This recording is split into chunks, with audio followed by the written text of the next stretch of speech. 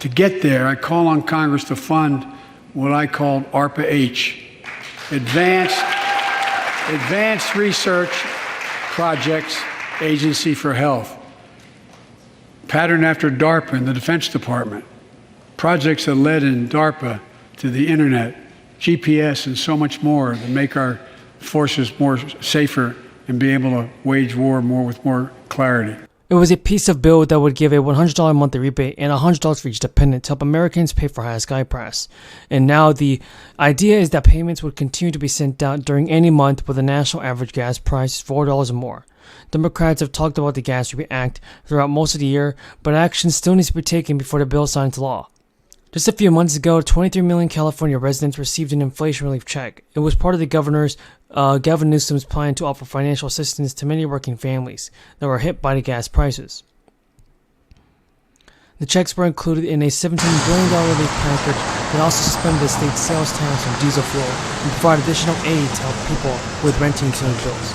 California isn't alone in developing stimulus checks and rebates for residents just to help them cope with inflation, with at least 20 other states also offering financial aid to their citizens. The Chicago City Council, for instance, introduced the Chicago Moves initiatives, and the city aims to issue up to 50,000 prepaid debit cards, or $150 or more, and 100,000 prepaid transit cards of $50 even more to people that are going to need money the most. Now, folks, do not miss out on this extra relief money. The IRS has announced that 1 in 5 tax filers are losing out this credit, which can provide them with thousands of dollars every month. Joe Biden's even pushing for a new monthly check. Now make sure to keep watching to find out the most important stimulus news, because at this point, many people are in the process of finalizing their tax returns. Some people may not be filing a return at all, but according to officials, workers with low enough incomes don't even have to file a tax return, and doing so could work to their benefit. It's because they may be eligible for money back from the IRS thanks to the Earned Income Tax Credit. And though the problem with the Earned Income Tax Credit is that people don't know about it, as a result they lose out money that they may be otherwise getting in their bank. In a recent interview, a chief tax information officer encouraged tax filers to make sure to review the tax credit and to be sure that you're eligible for it. And he made sure to mention that the Earned Income Tax Credit is a credit that's often overlooked, which makes this money even more valuable. Because, in fact, in 2021, the child tax credit only saw its maximum value increase and became fully refundable. It allowed a lot of households to benefit tremendously, since many people are still tackling their 2022 tax returns, and they will review the income limits for that year. The maximum value of the Earned Income Tax Credit for the year is also $560 for those with no qualifying children, $3,800 for those with one qualifying child, and $6,100 for those with 2 qualifying children. In 2022, 31 million eligible workers and families received about $64 billion from the Earned Income Tax Credit. If you're struggling to cover your bills in the face of inflation, like many people are these days, you don't really want to pass up the chance to get money back from the IRS. An estimated 1 out of every 5 filers who's eligible for the credit don't even claim the money. So if you're on lower or even a moderate earner, it pays to look into the credit to see if you qualify for it. The president's proposing folks with a lot of tax hikes on upper income individuals and corporations, along with a near doubling of the capital gains tax. But Biden is also calling for bigger tax credits for families, bigger money, bigger people. Democratic lawmakers had hoped to get the 2021 expansions through by 2022, but they haven't really done that thing yet. And instead, it's $2,000 per dependent under age of 17. Of when you claim a dependent, that is. And to qualify, the child must be related to you and live with you for at least 6 months during the year. Even the Republican Senator Mitt Romney has even called for Utah to expand the higher child tax credit, but it comes with a twist.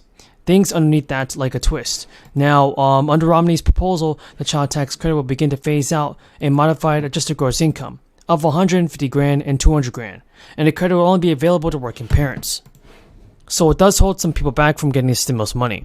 Chuck Schumer is ready to use budget reconciliation process to pass President Biden's massive spending bill, but other Democrats want to include more relief into the bill before it is officially passed.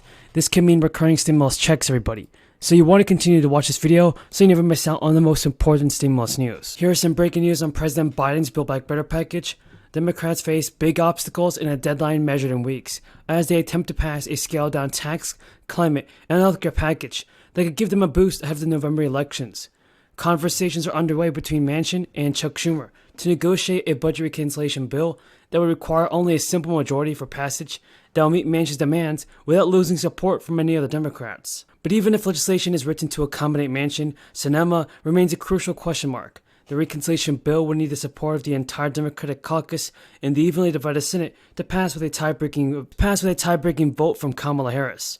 Kyrsten Sinema and Joe Manchin were holdouts to earlier versions of the reconciliation measure. Sinema came to generally support the Senate framework, but only after her objections trimmed the bill from $3.5 trillion to $2 trillion, and tax rate increases were replaced with other revenue raisers. The slimmed-down measure under discussion would raise about $1 trillion in new tax revenue, down from roughly $1.5 trillion in the House-passed Build Back Better bill, in a draft Senate Finance Committee amendment. Corporate and international provisions raising roughly $800 billion, like a global minimum tax intended to cut down on overseas profit shifting, and they're expected to remain the core with a smattering of other provisions to make up the difference.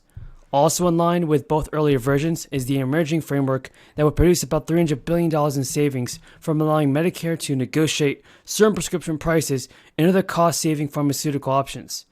Reining in prescription prices has been a top priority for Manchin throughout the negotiations. Sinema last year helped negotiate the initial prescription pricing framework that was included in the reconciliation bill. However, it's not yet clear where Sinema might land on specific language, and there's speculation that she may have other concerns with the latest version. The content of reconciliation bills needs to be verified with Senate parliamentarians like Elizabeth McDonough, and it is difficult for a provision to survive without her approval.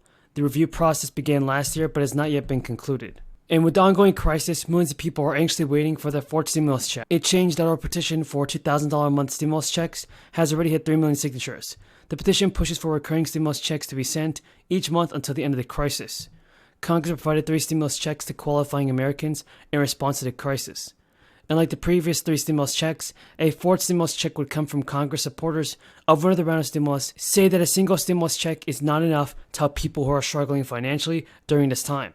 Democratic Representative Ilhan Omar and 55 Democrats sent a letter to President Biden to support recurring stimulus checks, and 21 Democratic senators have urged President Biden to deliver recurring direct payments in a letter. The lawmakers argued that the last federal stimulus check of $1,400 was just not enough to support low-income families throughout this time. Thank you very much, Madam Speaker, and thank you very much, Hakeem Jeffries and Pete Aguilar. We got out late Thursday or early Friday morning, and I think everybody was sort of wondering, how is this going to go? And we call it a retreat, but I call it resolving that we will continue to work on behalf of the people. That resolve was strengthened by the positive nature of what Sean Maloney is going to tell you in a short time, but also by the panelists that we heard, focused on how we reach out